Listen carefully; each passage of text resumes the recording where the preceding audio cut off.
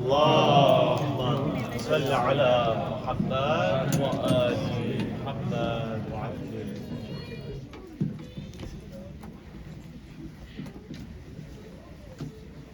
إلى أرواح المؤمنين والمؤمنات وبالخصوص من اجتمعنا لأجلها أنيس أختار، وإلى جميع شيعة أمير المؤمنين رحم الله من قرأ الفاتحة مع الصلوات.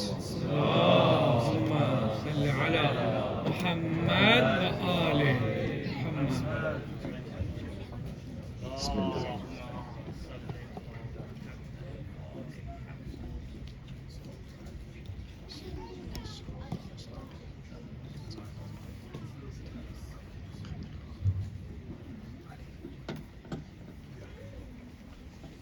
صلوا على محمد وآل محمد. اللهم صل على محمد وآل محمد. أعوذ بالله من الشيطان الرجيم.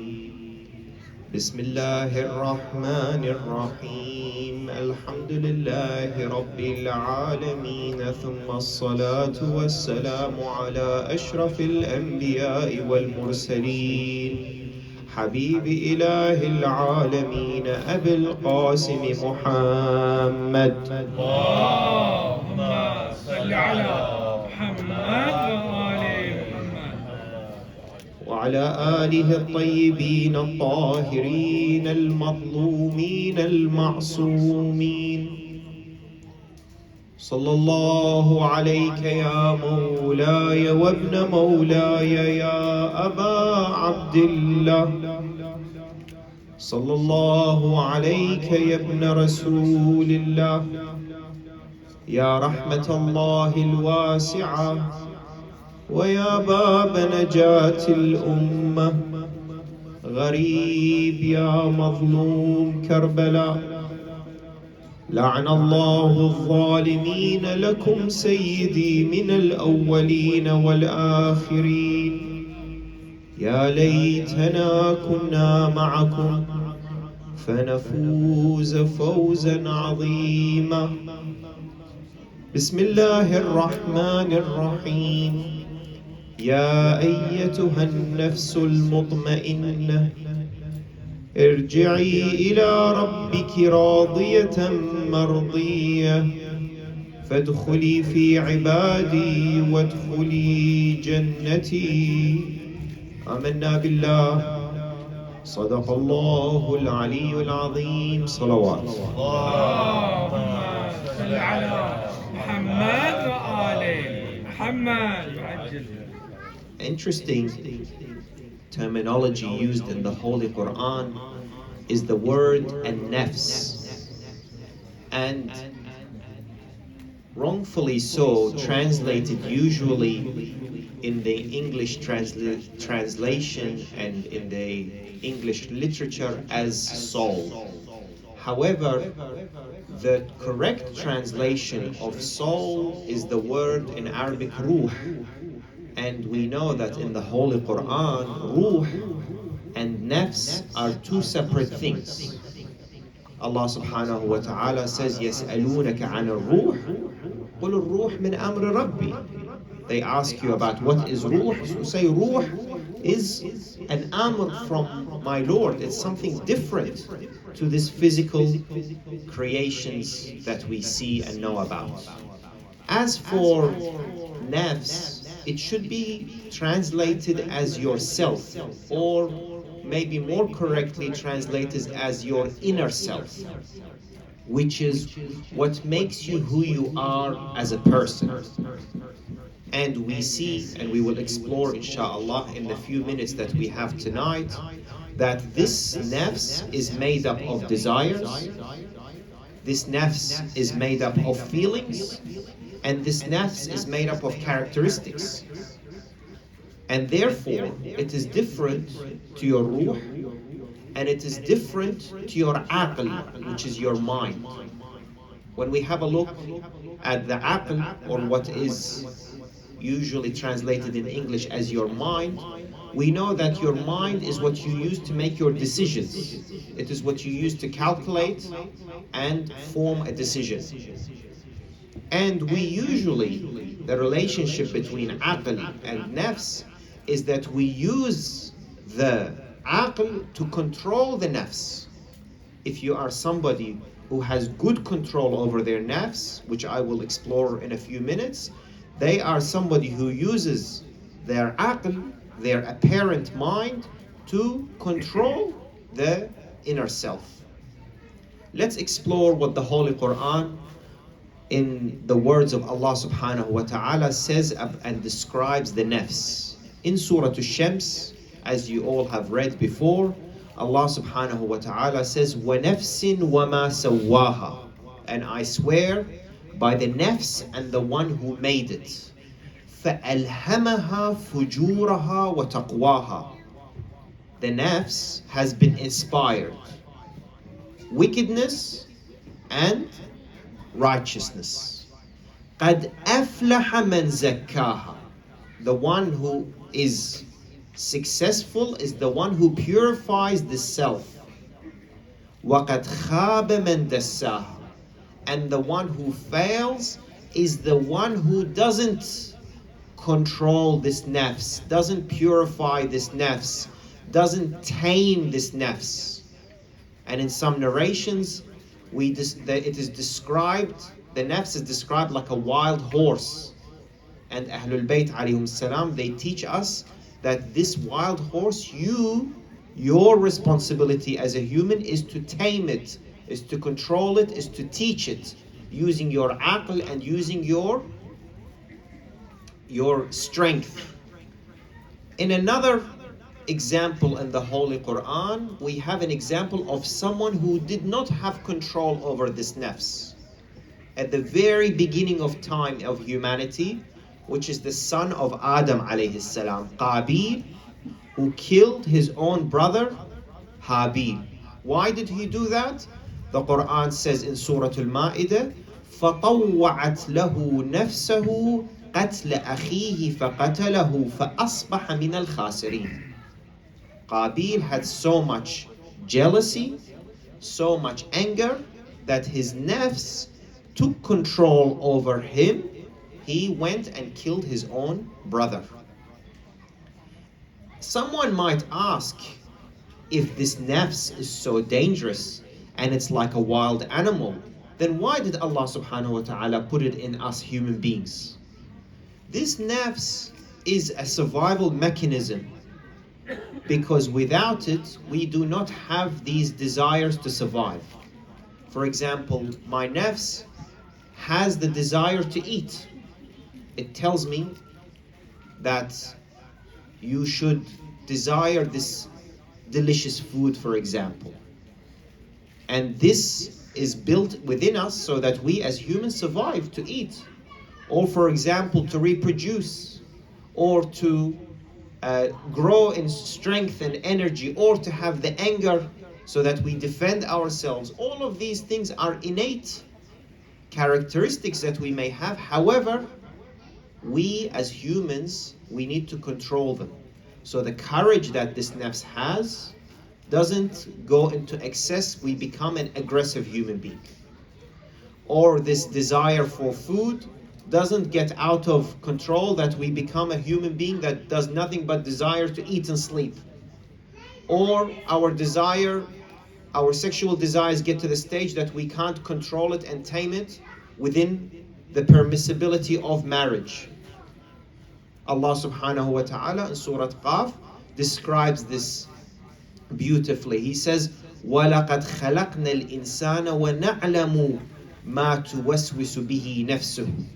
We know, we created humans, and we know that this nafs is constantly whispering to it. You want this, eat this, taste this, try this. However, Mawlana Amir al-Mu'mineen لذكره الصلوات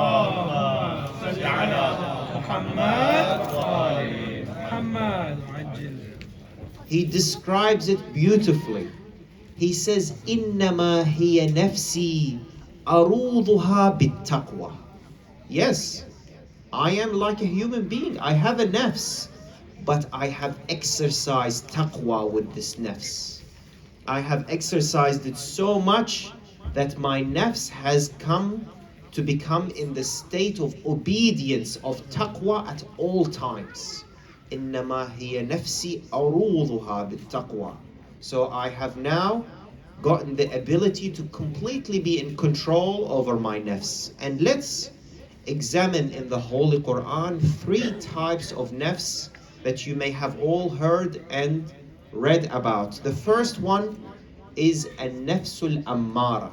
We all have this. We have nafs that's always whispering to us and desiring things. And as I said earlier, if we don't come in control using our aql and using our irada, our ability to control it, it takes over. And this human being will become like a wild beast. You see in Surah Yusuf alayhi salam says, ultimately I'm a human being and I have a nafs, but I am a ma'soom. I have received the mercy of my Lord, therefore I have come to be in control over my nafs. وَمَا أُبَرِّئُ نَفْسِي إِنَّ النَّفْسَ لَأَمَّارَةٌ بِالسُّوءِ إِلَّا مَا رَحِمَ رَبِّي. Some people, they use the first half of the ayah, they say, see, Yusuf also wanted to commit this haram. They say, no, you have to read the ayah till the end. He says, yes, my nafs, I am a human, I have a nafs, I also have desires, but I am from the group that has control over their nafs. Illa ma rahima rabbi. This isma that we all have, inshallah, we all have fragments of it. We have the ability to control ourselves from certain things, is a mercy from Allah subhanahu wa ta'ala. Sometimes isma in the Holy Quran is described as rahmah. And this nafs is persistent in inciting evil unless Allah subhanahu wa ta'ala has mercy on you, which allows you to be in control of it. Let's move to the second type of nafs, which is a nafsul lawwama, self-blaming nafs.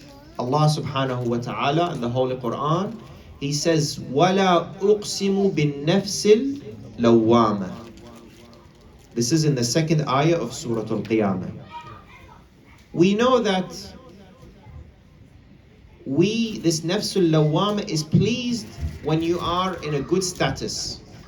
However, this nafs is in the state of being very unsettled and uneasy when you are not in control, when you have committed sin, when you do not have full control over this nafs.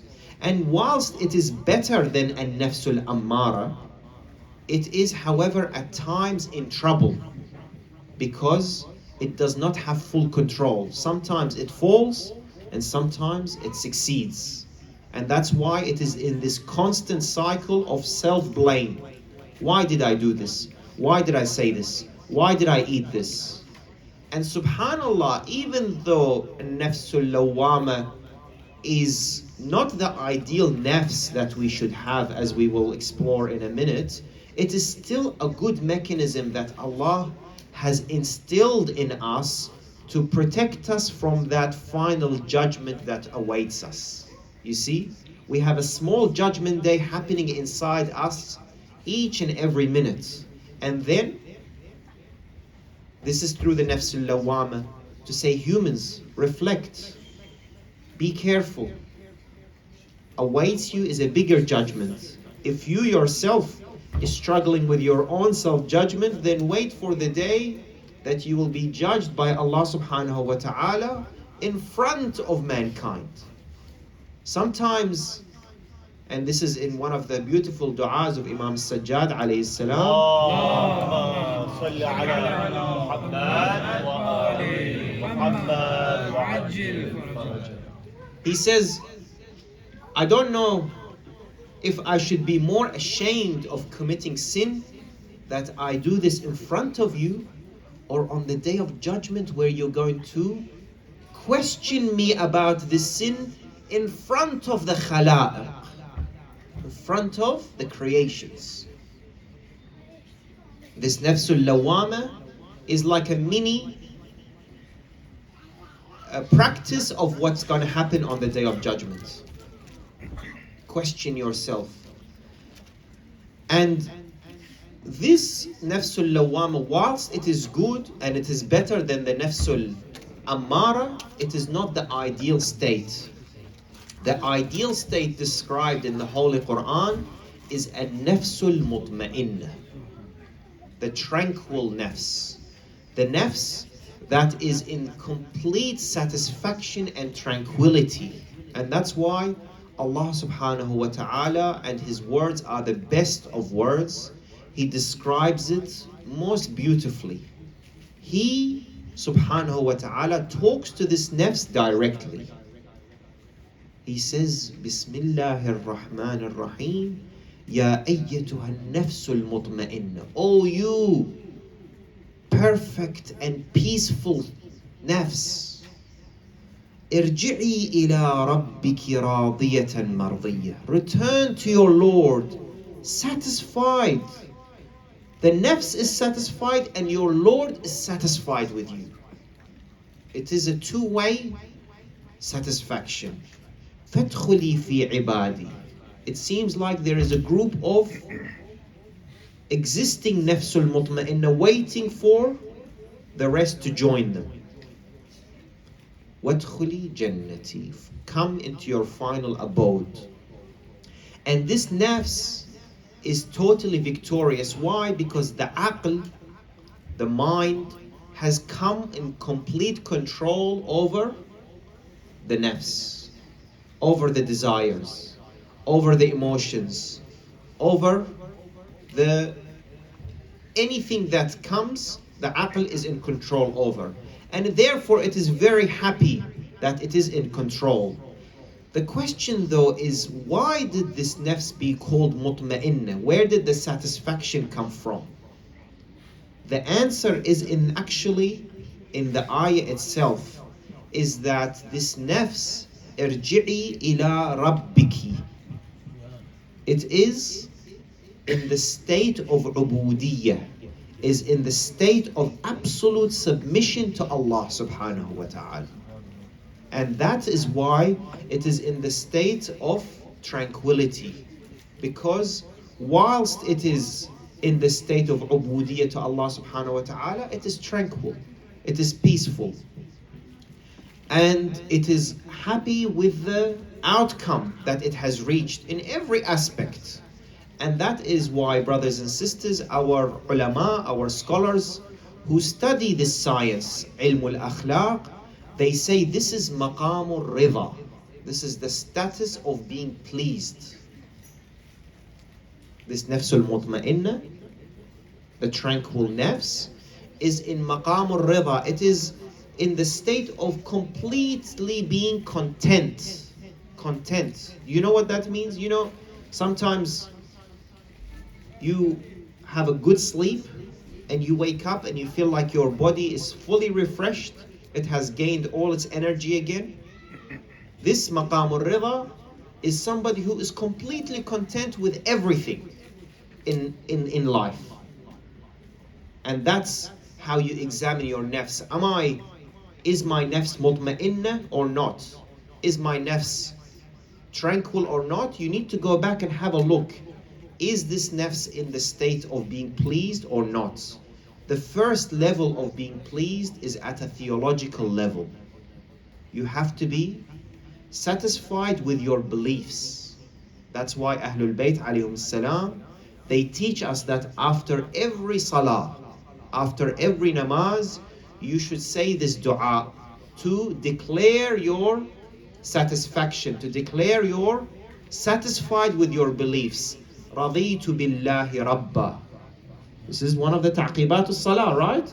Raditu billahi rabba. I am pleased and satisfied that my Lord is Allah subhanahu wa ta'ala. Wa bil islami deena. And my faith is Islam.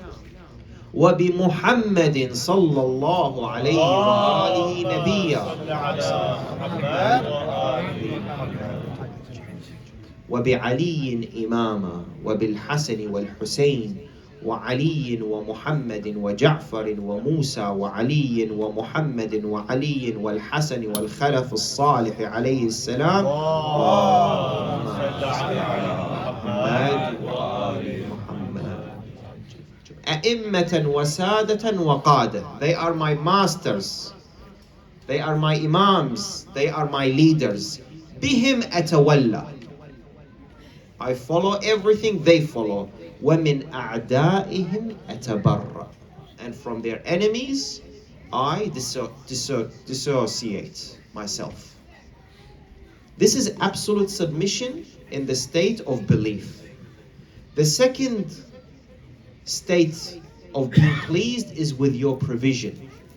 Brothers, we know that Allah subhanahu wa ta'ala created us as humans different. Some of us, we were granted with a family and children. Some of us didn't have children. Some of us were granted with a specific skill and a specific career. Some of us didn't have this skill. Some of us were granted with a certain amount of money. Some of us didn't.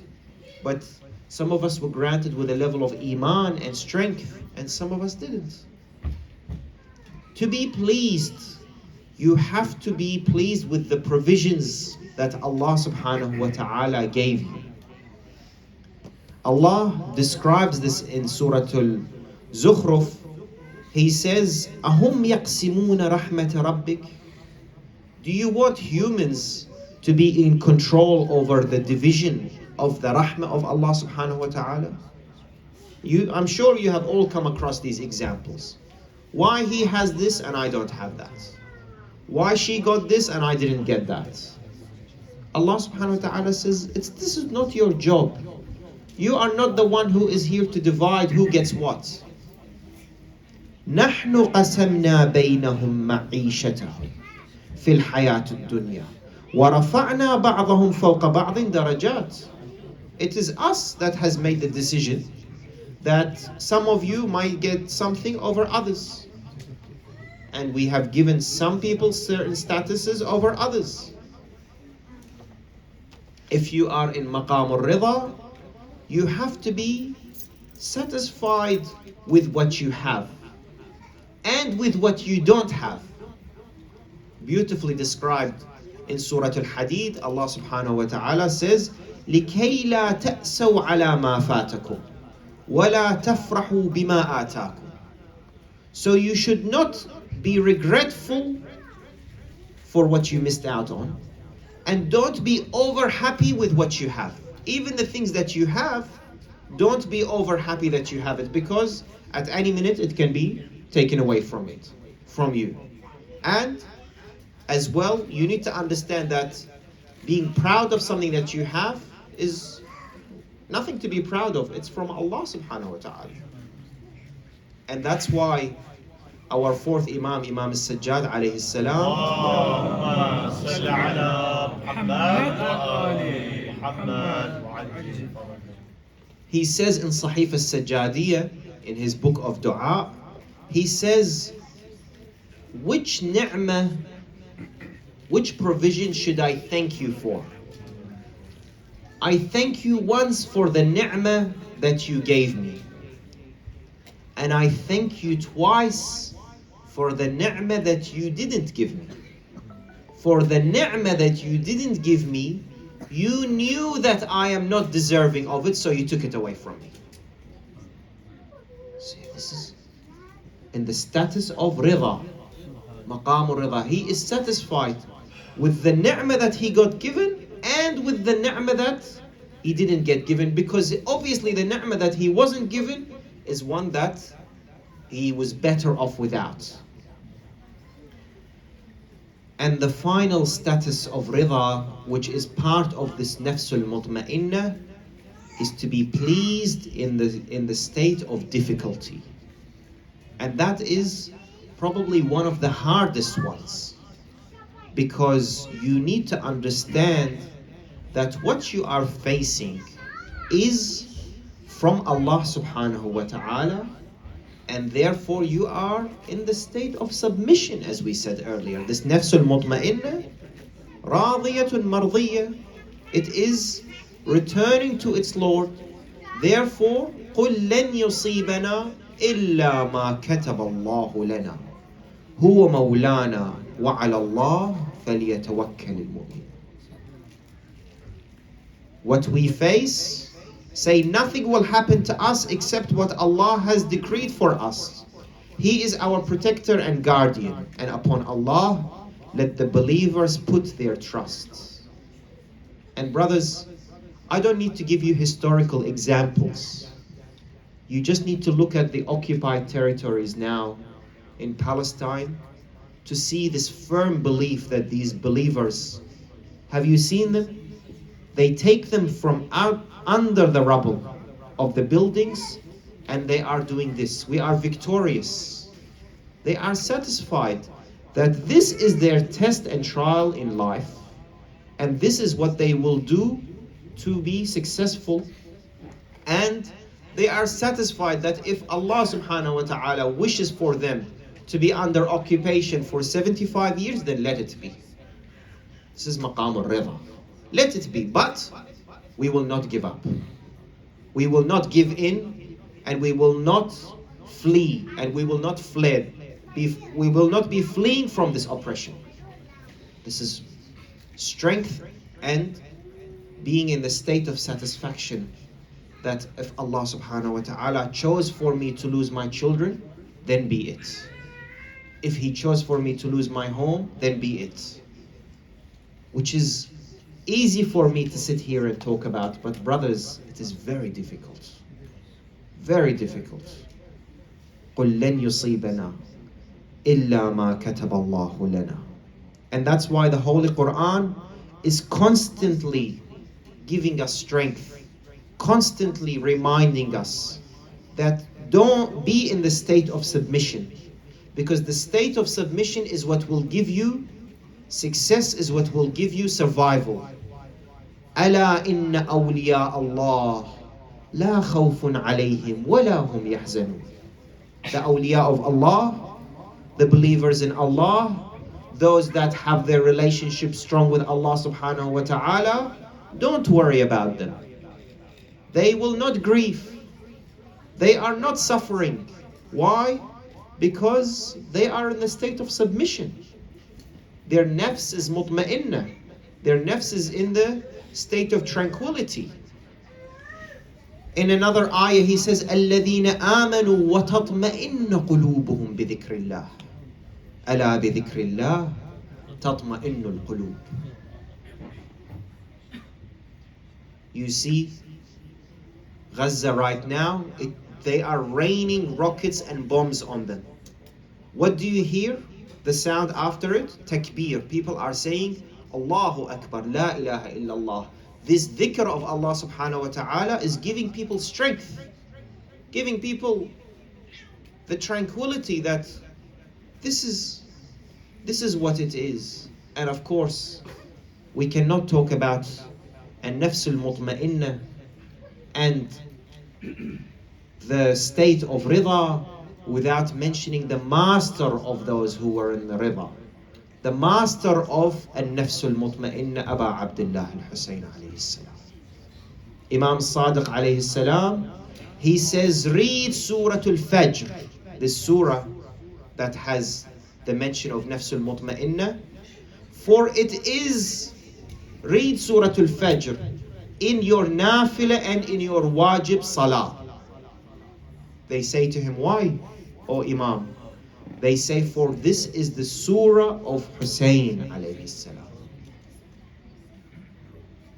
Ya ayyatuha an-nafs al-mutma'inna irji'i ila rabbiki radiyatan mardiyya. The narrator then asks the Imam, he says, then aren't you all nafs al-mutma'inna? Wasn't Rasulullah mutma'in when he returned to his Lord? Wasn't Zahra salamullahi alayha satisfied when she lived? He says, yes. But in the greatest level of difficulty, Sayyid al-Shuhada alayhi salam returned with an absolute level of tranquility. None of them faced what Imam al-Hussein alayhi salam faced on that moment. He rose, you see the state of satisfaction of Imam al-Hussein alayhi salam. The moment he rose and he began his mission, he declared that he is satisfied with whatever the outcome is. Sometimes we carry a project and we say this project is for Allah subhanahu wa ta'ala only if it's successful. Only if I do a fundraiser and it makes $200,000, then it's successful. No. Sayyid al-Shuhada alayhi salam, he teaches us that if your mission is for Allah subhanahu wa ta'ala, don't worry about what the outcome is. The fact that it is for Allah and to Allah, then you are successful. The very same night that he was asked to do bay'ah to the La'in Yazid in Medina, and after that conversation he had with Marwan, he left and went straight to the grave of his grandfather sallallahu alayhi wa alihi.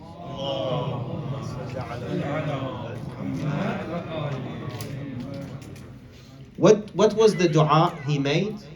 He says, Allahumma inna hadha qabru nabiyyik. Oh Allah, bear witness, this is the grave of your prophet. Wa ana ibnu binti nabiyyik. And I am the grandson of your prophet. وَقَدْ حَضَرَنِي مِنَ الْأَمْرِ مَا قَدْ عَلِمْتِ. And now you see what position, what situation I'm in.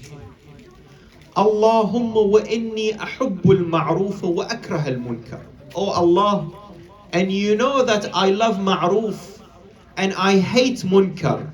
Wa inni as'aluka ya dhal jalali wal ikram bihaqqi hadha al-qabr wa man fihi. Oh, I ask you, oh Allah, with this grave and whoever is in it, إِلَّا مَا اخْتَرْتَ لِي مِنْ أَمْرِي هَذَا مَا هُوَ لَكَ رِضَى. I ask you, Ya Allah, with this grave and whoever is in it, that you choose for me whatever is most satisfactory to you. He didn't say, I ask you with my grandfather to make me victorious over Banu Umayyah. Or I ask you to make me flee somewhere and live peacefully with my family, somewhere nice. Or give me another home. No. He says, you choose for me what is best for you. And that's why you see that the line that Sayyid al-Shuhada alayhi salam repeated everywhere he went and at every stage of his mission was هَوَّنَ مَا نَزَلَ بِي أَنَّهُ بِعَيْنِ اللَّهِ. It's okay what I see because it is in your satisfaction, Ya Allah. It is in your eyes, Ya Allah. Muslim ibn Aqil salamullahi alayhi was martyred. He says, هَوَّنَ مَا نَزَلَ بِي. Yes, I have lost my cousin. I have lost my brother. But it's fine. The Shia in Basra were getting killed. The Shia in Kufa were getting killed. They were either being put in prison. Muslim ibn Aqil salamullahi alayhi, what happened? And then everything that came after that, he was هَوَّنَ مَا نَزَلَ بِي أَنَّهُ بِعَيْنِ اللَّهِ. And I conclude with this final story. Imam al-Hussein alayhi salam was only a few months old and he was laying in the lap of his grandfather sallallahu alayhi wa alayhi. And Rasulullah, he loved Imam al-Hussein alayhi salam very much, as you all know. And he was constantly playing with this baby and always having him in his lap and stroking his face, kissing his neck, kissing his chest, putting his finger in his mouth. And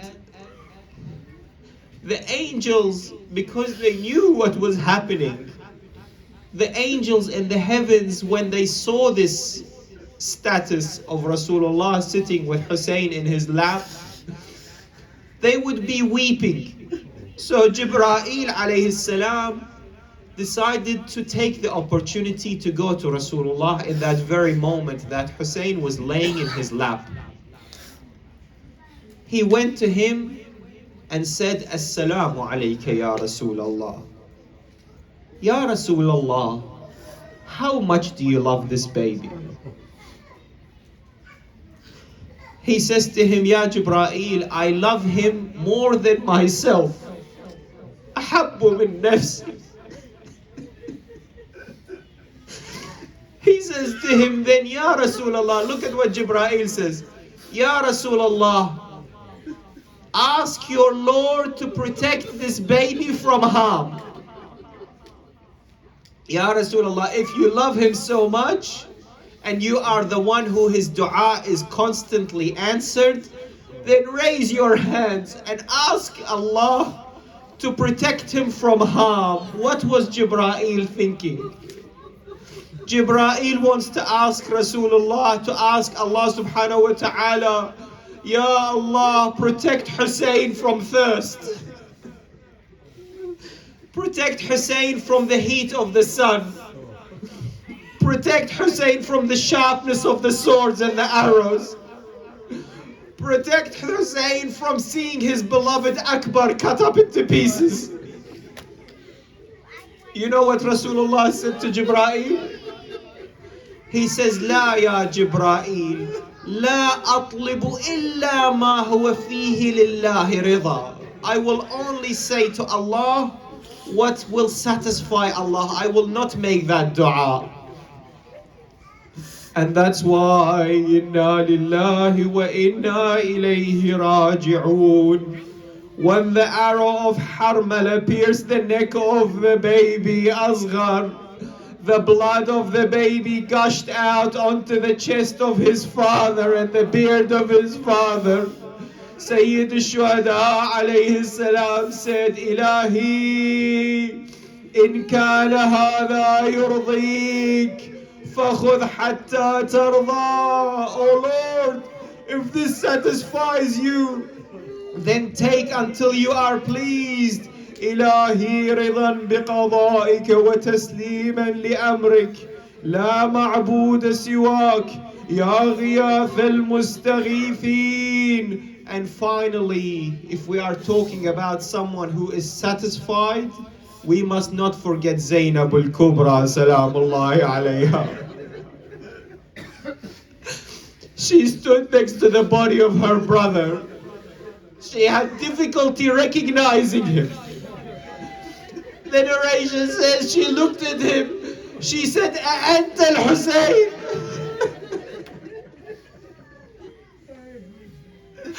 أَأَنْتَ ابْنُ وَالِدِي. Are you the son of my parents? Are you Hussein?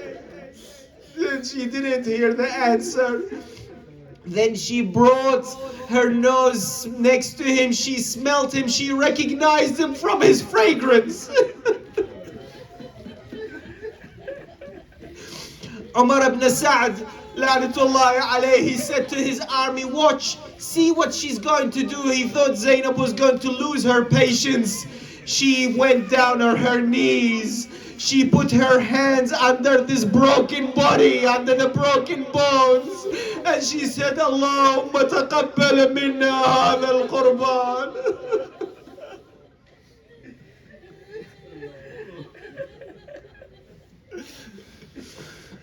Inna lillahi wa inna ilayhi raji'un. وسيعلم الذين ظلموا أي منقلب ينقلبون والعاقبة للمتقين. For the faraj of our Madlumeen brothers in Gaza and around the world, all the Madlumeen, Shia, Mu'mineen, Mu'minat, and any Madlum, we raise our hands in the name of our beloved 12th Imam 5 times. Bismillahir Rahmanir Rahim. أمن يجيب المضطر إذا دعاه ويكشف السوء أمن يجيب المضطر إذا دعاه ويكشف السوء أمن يجيب المضطر إذا دعاه ويكشف السوء أمن يجيب المضطر إذا دعاه ويكشف السوء أمن يجيب المضطر إذا دعاه ويكشف السوء إلهي نقسم عليك بالحسين الوجيه وجده وأبيه وأمه وأخيه والتسعة المعصومين من ذريته وبنيه عجل لوليك الفرج واجعلنا من أنصاره وأعوانه والذابين عنه والمستشهدين بين يديه اللهم انصر الإسلام والمسلمين اللهم انصر إخواننا المقاومين اللهم احفظهم وانصرهم على عدوك وعدونا إله الحق آمين. Brothers and sisters, we sit here and we commemorate and remember our marhumin, and we give them these tears that have been shed for our Mawla Abi Abdullah al-Hussein alayhi salam, and we shall not forget them, at least with sadaqah, with a chapter from the Holy Quran, with whatever you can remember them. Inshallah, they are always in our remembrance and in our memory. وإلى أرواح المؤمنين والمؤمنات ومن مات على الولاية وبالخصوص المرحوم الذي اجتمعنا لأجلها رحم الله من قرأ الفاتحة مع الصلوات.